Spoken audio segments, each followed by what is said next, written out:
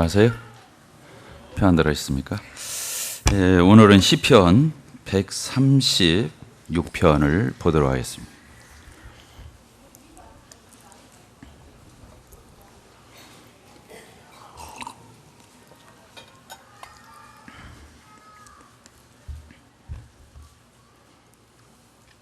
읽겠습니다. 여호와께 감사하라. 그는 선하시며 그 인자하심이 영원하미로다. 모든 신에 뛰어나신 하나님께 감사하라. 그 인자하심이 영원하미로다. 모든 주에 뛰어나신 주께 감사하라. 그 인자하심이 영원하미로다. 홀로 큰 기사를 행하시는 이에게 감사하라. 그 인자하심이 영원하미로다. 지혜로 하늘을 지으신 이에게 감사하라. 그 인자하심이 영원하미로다. 오늘은 주님이 인도하시는 대로 하나님의 사랑과 또 우리의 섬김의 생활에 대해서 규제하도록 하겠습니다. 오늘 시편 136편을 저희들이 보게 되면 그는 선하시며 그 인자하심이 영원하다, 이런 말씀이 반복되어서 나오는 것을 우리가 보게 됩니다. 몇 번 나오는지 아세요? 시편 136편을 또 설교 듣지 않고 숫자만 세고 있을 수 있으니까 제가 미리 말을 드리게 됐습니다. 26번이 반복되어 이렇게 나오고 있습니다. 몇 번 나온다고요? 26번이 나옵니다. 놀랍지 않습니까? 한마디 하고 그는 선하시며 그 인자하심이 영원하다, 이 말씀이 이렇게 반복되고 있습니다. 하나님이 얼마나 선하시면, 하나님이 얼마나 인자하시면, 긍휼이 많으시면 이 말씀을 끝까지 이 시편 136편에서는 반복해서 끊임없이 하나님을 높이고 찬양하는 이런 모습을 우리가 보게 됩니다. 하나님은 진실로 선하시고 인자하신 분이십니다. 우리가 믿음이 없어서, 믿음의 눈이 없어서 이 하나님의 어떠하심을 다 헤아리지 못하고 경배하지 못하고 높이지 못하는 그런 탄식이 저희들 가운데 있습니다.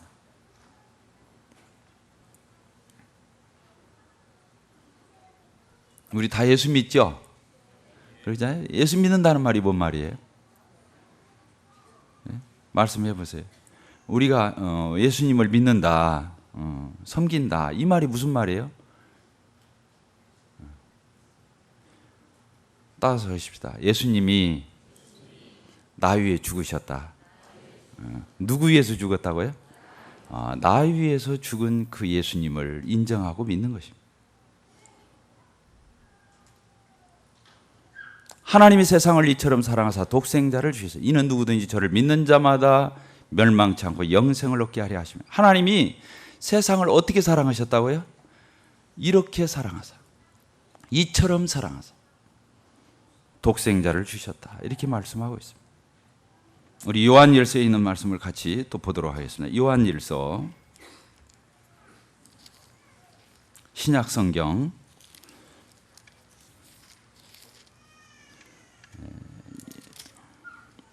3장 1절을 이렇게 보도록 하겠습니다. 요한일서 3장 1절. 보라, 아버지께서 어떠한 사랑을 우리에게 주사 하나님의 자녀라 일컬음을 얻게 하셨는 우리가 그러하도다. 여기 보니까 보라, 하나님 아버지께서 우리에게 어떠한 사랑을 주셨는지, 그래서 우리가 하나님의 자녀라고 일컬음을 받게 되었는지 감탄사로 기록하고 있습니다. 하나님 우리에게 어떠한 사랑을 주셨습니까? 아까 요한복음 3장 16절에도 말씀하시기를 하나님이 세상을 이처럼 사랑하사, 그래서 어떻게 하셨다고요? 독생자를 주셨다. 하나님의 독생하신 아드님 예수 그리스도를 우리를 위해서 내어주신 것으로 이렇게 되어 있습니다. 여기서 보니까 보라, 아버지께서 어떠한 사랑을 우리에게 주사 하나님의 자녀라 일컬음을, 우리가 어떻게 해서 하나님의 자녀가 되었습니까? 하나님의 독생하신 아들 예수 그리스도를 죽이시고 그 다음에 나를 살리셔서 나를 하나님의 자녀로 거듭나게 하신 하나님의 사랑을 우리가 보게 되는 것입니다. 한 장 넘겨서 또 보도록 하겠습니다. 요한일서 4장 7절입니다. 4장 7절.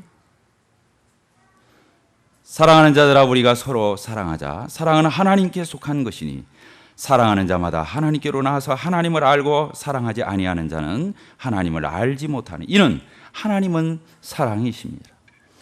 하나님은 사랑이시라고 이렇게 기록하고 있습니다. 9절입니다. 하나님의 사랑이 우리에게 이렇게 나타난 바 되었으니 하나님이 자기의 독생자를 세상에 보내심은 저로 말미암아 우리를 살리려 하심이니라.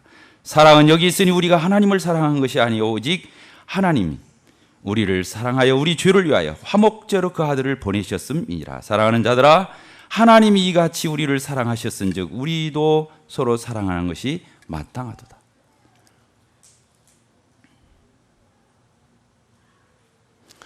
오늘 우리 형제 자매님들과 같이 나눌 말씀은 정말 하나님이 우리를 얼마나 사랑하셨나, 그리고 우리는 왜 우리끼리, 우리 하나님의 자녀들끼리, 성도끼리, 형제 자매들끼리 사랑해야 되는지, 그러한 부분을 같이 묵상하고 싶습니다.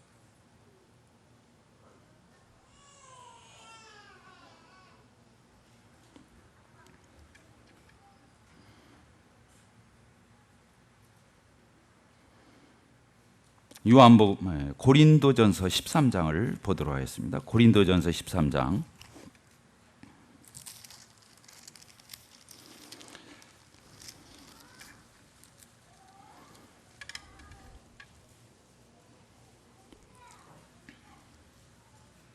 (13장) 1절부터 3절까지 우리 같이 읽도록 하겠습니다. 시작.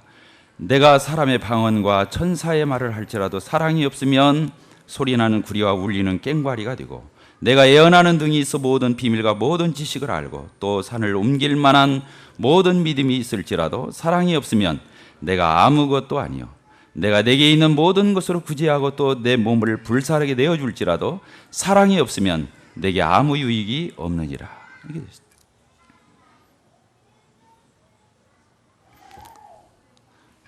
사랑은 보입니까? 안 보입니까? 안 보입니다. 사랑은 안 보입니다. 우리 그리스도인들 가운데 하나님 앞에서 참 죄를 저지를 수 있는 것이 있다고 한다면 사랑을 말로만 하고 구호화하고 또 사랑을 추상화하고 이상화하는 것입니다. 저는 얼마 전에도 우리 형제 자매님들과 그런 교제를 나눴습니다. 사랑은 책임이다. 따라서 하십시다. 사랑은 책임이다. 또 따라서 하십시다. 사랑은 실제다. 그렇습니다. 사랑은 행동인 것입니다.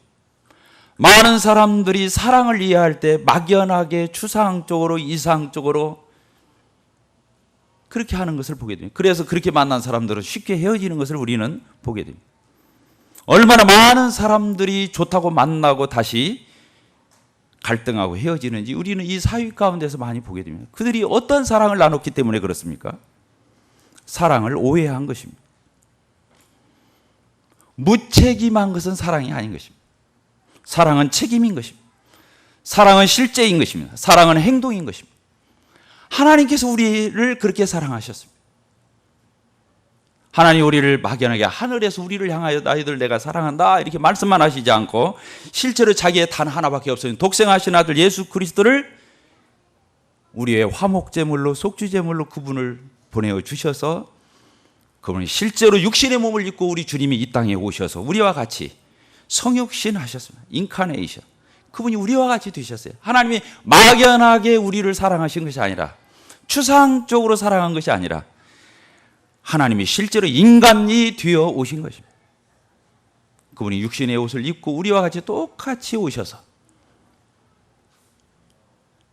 그분이 세상에 있는 모든 인생들의 죄를 다 짊어지시고 우리 주님이 정말로 그 죄에 대한 책임을 당하셔서 그분이 고난받고 고통당하시고 멸시천대를 받으시고 온 몸이 다 상하시고 피 흘려 죽어 주시기까지 우리를 실제로 사랑해 주셨습니다.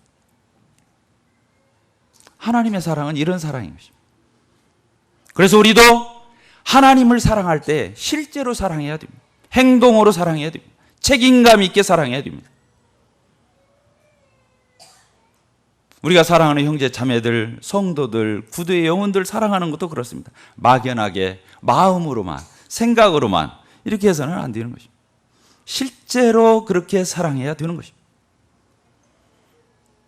어떤 사람이 그런 말을 했어요. 누가 얼마나 그 사람을 사랑하는지는 무엇로 알 수 있느냐? 무엇로 알 수 있다고 그랬어요? 여러분들 기억나십니까?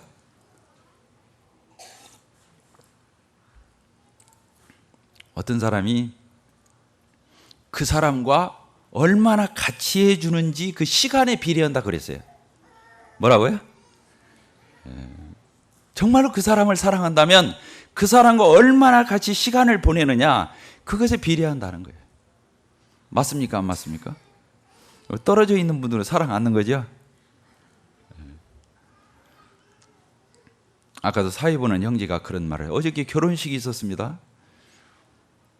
결혼식에 가는데 한 서너 시간, 내려오는데 서너 시간, 거기에서 한 두어 시간, 어저께 아침에 8시부터 저녁 6시까지 차 속에서 아니면 그 예식장에서 시간을 보내고 내려왔습니다. 사정이 있어서 형편에 따라서 같이 하지 못한 형제 자매님들을 정죄하기 위해서 이런 말을 하는 것이 아닙니다. 실제로 그 사람을 사랑한다고 하면 그 사람이 있는 자리에 내가 있고 함께 하는 것입니다. 어제 함께 하지 못한 형제 자매님들,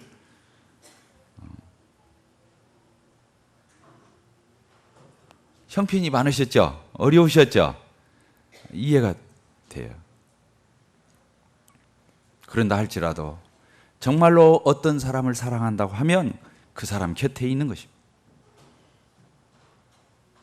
이게 서울에 다녀와서 어떤 자매님이 수술을 하시고 회복 중에 있어서 신방을 갔습니다. 신방을 가니까 저는 그 자매님이 혼자 계실 줄 알았어요. 근데 그 앞에 남편인 형제가 먼저 나타나는 걸 보고, 아, 역시 사랑은 같이 있는 거구나. 따라서 사랑은 함께하는 것이다. 함께하는 것입니다. 하나님의 사랑은 임마누엘 주신 사랑인 것입니다. 임마누엘 뜻이 무엇입니까? 하나님이 항상 우리와 함께 하신다고 하는 그런 사랑입니다. 마태복음 끝장 끝절에서도 그렇게 되어 있습니다.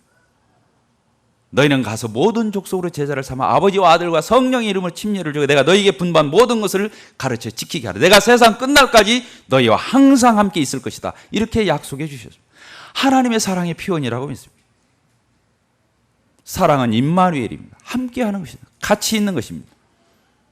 실제인 것이다. 이렇게 구체적인 것입니다. 행동인 것입니다. 책임인 것입니다. 무책임한 것을 가리켜서 사랑이라고 말해서는 안 되는 것입니다. 하나님께서 임마누엘이 되셔서 구약에 있는 성도들에게 어떻게 나타나셨습니까? 이스라엘 백성들이 홍해바다를 건너서 애굽에서 탈출해서 나올 때 하나님이 함께 하셨습니다. 홍해바다를 갈라주시고 광야에서 어떻게 하셨습니까? 낮에는 무엇으로 인도하셨습니까? 구름기둥으로. 밤에는 어떻게 인도하셨습니까? 불기둥으로 인도해 주셨습니다. 그 광야에서 40년 동안 이스라엘 백성들만 건 것이 아니라 그 가운데 하나님께서 성막으로 임재하셔서 가장 폭판의 센터에 성막 텐트를 치시고 그 주위에 동서남북으로 이스라엘이 지파별로 다 텐트를 쳤던 것으로 우리는 알고 있습니다. 구름이 떠오르면 이스라엘 백성들이 텐트를 걷어서 같이 하나님의 궤가, 언약궤가, 성막이 맨 앞장서고 그 뒤에 이스라엘 백성들이 따라서 행진했던 40년의 생활을 우리는 기억하고 있습니다. 하나님이 이스라엘 백성들을 매일같이 만나로 먹이시고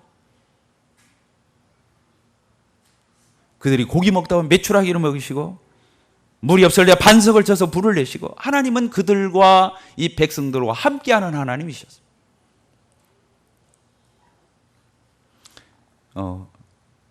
그래서 첫째로 사랑은 반드시 이렇게 실제와 행동과 책임과 구체적으로 드러나야만 되는 것이 사랑의 속성이라고 하는 것입니다.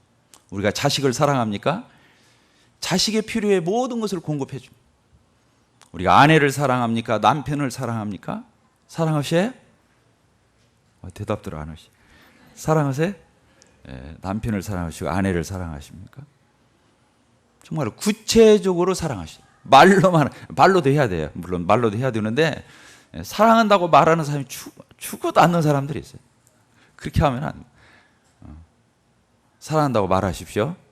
손을 잡아주십시오. 포옹해 주십시오. 더 나아가서 뽀뽀도 해 주십시오. 표현해야 되는 거예요. 사랑은 표현해야 되는 것입니다. 저는 잘하고 있습니다.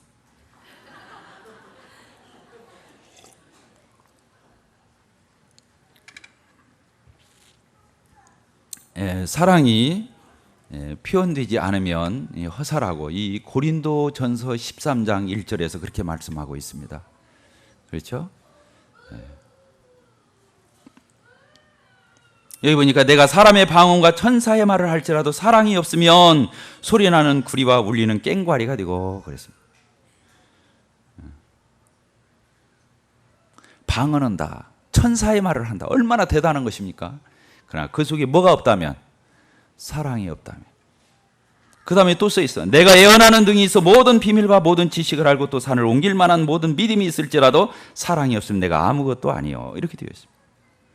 내가 내게 있는 모든 것으로 구제하고 또 내 몸을 불사르게 내어준다 할지라도 사랑이 없으면 내게 아무 유익이 없다. 이렇게 말합니다. 사랑은 구체적으로 행동으로 책임감 있게 나타내야 할 뿐만 아니라 어떤 우리가 섬김에 있어서도 우리는 사랑이 또 동기가 되어야 할 것을 가르치고 있습니다. 뭐가 동기가 되어야 한다고요? 사랑이 동기가 돼요. 우리 형제 자매님들이 얼마나 참 많은 섬김과 사랑을 가지고 있습니다. 예수님께서 말해 내가 온 것은 섬김을 받으려 함이라 도리어 섬기려 하고 내 목숨을 많은 사람들의 대속물로 주려고 내가 왔다고 그렇게 말해요. 예수님은 섬김을 받으려 온 것이 아니라 섬기려 오셨다고 말씀합니다. 우리가 많은 섬김을 가지고 있습니다. 어저께도 결혼식장에 갔다 와서 또 신방도 갔다 오고 형제 자매님들 또 오늘 아침에 주일날 올 때 어린아이들 또 지체들 형제 자매들 다 차량으로 봉사하고 이게 같이 또 왔습니다. 또 갈 적에 또 다 또 바래다 줄 것입니다. 잠시 후 우리가 애찬을 하게 됩니다. 애찬의 준비를 토요일 날, 주일 날 이렇게 지금 애찬실에서 얼마나 자매들이 땀 흘리면서 여름에 수고하시겠습니까? 섬깁니다. 우리 아이들이 위험하지 않도록 얼마나 간수합니까?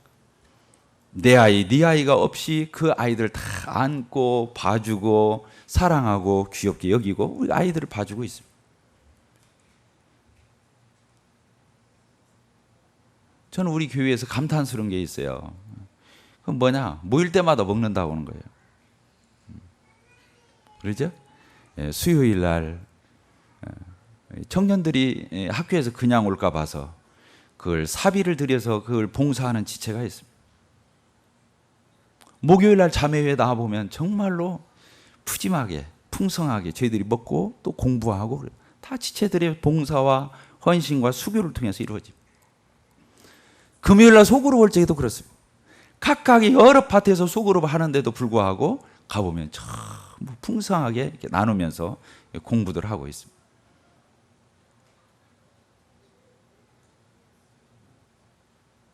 지금 보이지 않지만 저 방송실에서 은밀하게 이 방송을 또 촬영하고 녹음하고 모든 것들을 다 관리하는 저런 지체들이 뒤에 보이지 않게 있습니다. 목요일 날 자매님들이 나와서 기도를 합니다. 형제 자매님들, 구두자들을 위해서 우리 자매님들이 기도합니다. 또 아침에 일찍 나와서 이 예배당 청소를 구석구석까지 다 합니다. 어떤 자매님 몇 년째 화장실 청소를 보이지 않게 화장실에서 청소 아무도 못 봐요. 그것도 청소년에 들어갈 수도 없어요. 일부러. 그렇잖아요? 근데 몇 년째 그 일을 감당하고 있는 자매님이 계십니다.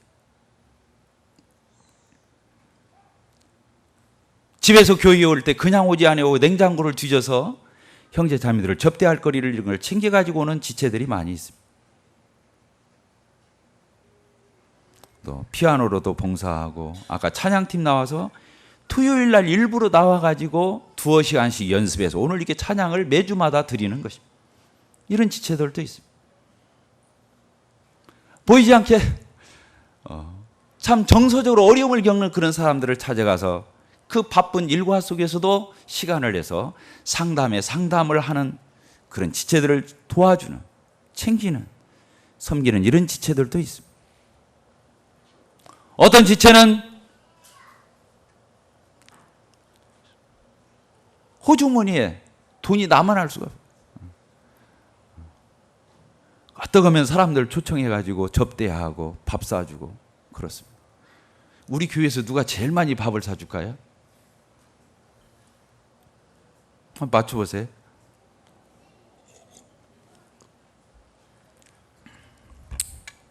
다음 주에 퀴즈로 이렇게 하기로 하고. 왜 우리가 돈을 법니까? 왜 우리가 살림을 잘합니까? 왜 규모 있게 삽니까? 왜 나가서 열심히 일하고 돈을 벌습니까?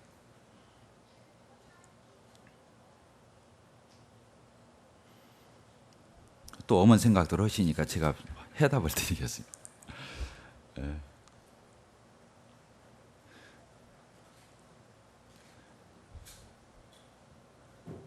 우리 교회에서 밥을 제일 많이 사는 절 거라고 생각해요. 저기 산에 있는 절 말고.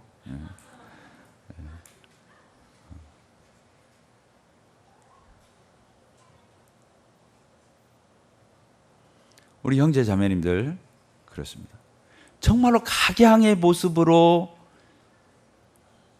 주님을 섬기고 있습니다. 어떤 형제님은 틈만 나면 예배당 와서 형광등 전구 다 가르끼고 뭐 고장난 거 있으면 고치고 수선하고 그럽니다. 비 오면은 그날 지나가다가도 들어와가지고 어디 문이 열리지 않았나 이런 거 다 살펴서 새는 곳은 없는지 살펴보는 지체. 저는 예배당에 주로 있기 때문에 압니다. 형제자매들이 어떤 모습으로 어떤 몸짓으로 주님을 어떻게 섬기고 있는지 그것을 잘 알고 있어요. 어떤 자매님은 혼자 와서 아무도 없을 때 혼자 와서 몇 시간이고 기도하고 가는 그런 자매님들도 있습니다.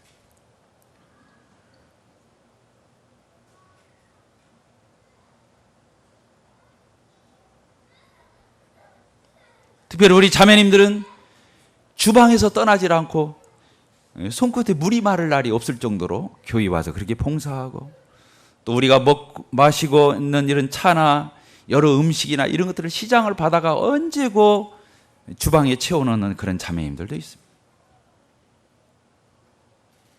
우리가 축구를 하러 오늘 비가 오기 때문에 못 올 거지만 축구를 하러 가게 되면 꽁을 챙기고 유니폼을 챙기고 또 찬물을 챙겨서 가가지고 거기서 봉사하는 그런 지체들도 있습니다. 어떤 지체는 토요일 날 늦게까지라도 나와서 주보를 만들고 교회의 모든 소식을 총정리해가지고 지금 우리가 보고 있는 이 주보를 작성하는 지체들도 있습니다. 어떤 지체는 구도자든 성도든 누가 아프다고 하면 그 몸을 주물러 주고 치료해 주는 이런 지체도 있습니다.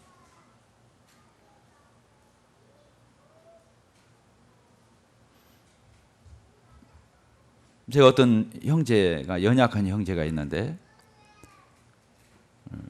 참 그동안 그 어려운 그 연약한 가운데서도 잘 이렇게 세워져 왔어요.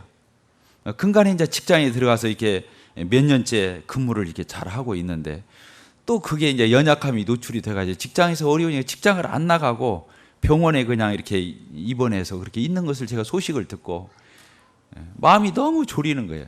그 직장에서 이제 잘리면 저 어떻게 되나 이런 생각에 밤 10시가 넘어서 그 병원을 찾아갔어요. 가보니까 출입구가 어디인지 다 막혀 있어서 들어갈 길이 없어요. 그래서 그냥 거기서 맴돌다가 다시 왔어요. 어저께 다시 서울에서 내려오자마자 거기부터 갔어요. 정신이 온통 거기 있으니까. 7시쯤 갔더니 또 없어요. 그때는 이제 다 출입구를 뒤져가지고 찾아서 방까지 가니까 옷 벗어놓고는 어디를 가서 없어요. 거기서 이제 또 기다리다가 안 와서 그냥 또 돌아왔어요. 안 되겠어요. 밤 10시가 넘었는데 어떤 형제 하나를 데리고 제가 다시 그곳을 또 갔어요. 가서 이제 만났어요. 고개를 못 들어요. 다시 회복하기로 자기가 하나님 앞에 소홀하고 등한히하고 영적으로 다시 연약함이 노출돼서 어려워졌지만 다시 회개하고 돌이키겠다고 하는 그런 말을 하는 형제를 제가 봤습니다. 저는 이렇게 우리 형제 자매님들이 다 표현하지 못하지만 수도 없는 섬김 가운데 저는 오늘 드리고 싶은 말씀이 있다면 사랑의 동기가 되지 않으면 의미가 없다고 하는 것입니다. 따라하십니다. 사랑이 동기가 되어야 된다. 예. 사랑이 동기가 되어야 되는 것입니다. 제가 이 전주 북복교의 목표를 잘하기 위해서 영혼들을 돌아보고 복음을 전한다고 한다면 그는 저 자신에게도 해악이고 여러분들에게도 저주가 되는 것입니다. 제가 목표를 잘하기 위해서 영혼들을 신방하고 만나고 복음을 전해서는 안 되는 것입니다.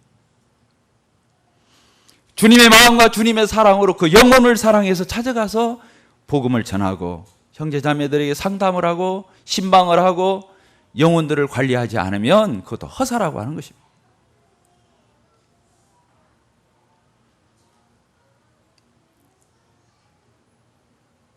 우리의 사랑은 진실로 구체적이 되어야 되고 행동이 되어야 되고 책임감이 되어서 그렇게 드러나야 됩니다. 그러나 그렇게 드러났다고 해서 다 되는 것이 아니라 반드시 그 봉사와 헌신과 섬김의 배후에는 이런 사랑의 동기가 되어야만 된다고 하는 것입니다. 하나님은 사람을 외모로 평가하지 않습니다. 사람은 사람을 외모로 보거니와 나 여호와는 사람의 중심을 보느니라고 말씀하셨습니다. 하나님은 우리가 몸으로 수고한 것, 겉으로 드러난 것도 하나님은 평가해 주시지만 그것을 다라고 평가하시지 않고 그 동기와 내면과 그 생각과 마음이 어떠한 것을 하나님은 헤아리셔서 우리를 평가하시리라고 했습니다.